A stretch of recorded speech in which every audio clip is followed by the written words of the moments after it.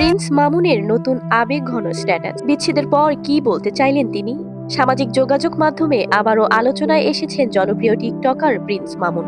তবে এবার কোনো নতুন অভিযোগ নয়, বরং তার নিজের একটি আবেগঘন স্ট্যাটাসকে ঘিরেই শুরু হয়েছে ব্যাপক আলোচনা। চলুন এবার দেখে আসি প্রিন্স মামুন ঠিক কি লিখেছেন। নিজের ভেরিফাইড টিকটক আইডিতে প্রিন্স মামুন লিখেছেন, ভয়ঙ্করভাবে ভেজালে, ভালো থেকো, সরি আমি ভালো রাখতে পারলাম না। হ্যাঁ ভিউয়ার্স, ঠিক এমনটাই লিখেছেন তিনি। আর এই ছোট্ট স্ট্যাটাসটি প্রকাশের পর থেকেই অনেক নেটিজেন মনে করছেন এটি তার স্ত্রী মোহনাকে উদ্দেশ্য করেই লেখা হয়েছে। যদিও স্ট্যাটাসে তিনি সরাসরি কারো নাম উল্লেখ করেননি, তবে যেহেতু ক্যাপশনের ভিডিওটি মামুন ও মোহনার, তাই ভক্তরা ভেবে নিয়েছেন উক্ত স্ট্যাটাসটি মামুন তার দ্বিতীয় বউ মোহনাকে উদ্দেশ্য করেই লিখেছেন। চলুন এবার দেখে আসি এই স্ট্যাটাস নিয়ে নেটিজেনরা কি বলছেন। অনেকে বলছেন এটি হয়তো নিজের ভুলের জন্য অনুশোচনার প্রকাশ। আবার কেউ মনে করছেন বিচ্ছেদের পর নিজের অনুভূতি প্রকাশ করতেই এমন স্ট্যাটাস দিয়েছেন তিনি।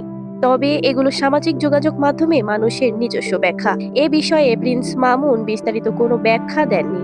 এদিকে সম্প্রতি প্রিন্স মামুন ও মোহনাকে ঘিরে যে বিতর্ক তৈরি হয়েছে, তার মধ্যেই এই স্ট্যাটাস নতুন করে আলোচনার জন্ম দিয়েছে।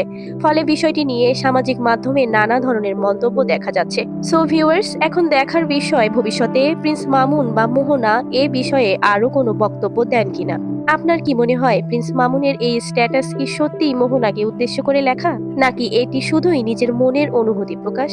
আপনার মতামত কমেন্টে জানান এবং সকল সেলিব্রিটি ইউটিউবারদের ভাইরাল আপডেট পেতে আমাদের চ্যানেলটি সাবস্ক্রাইব করতে ভুলবেন না। ধন্যবাদ।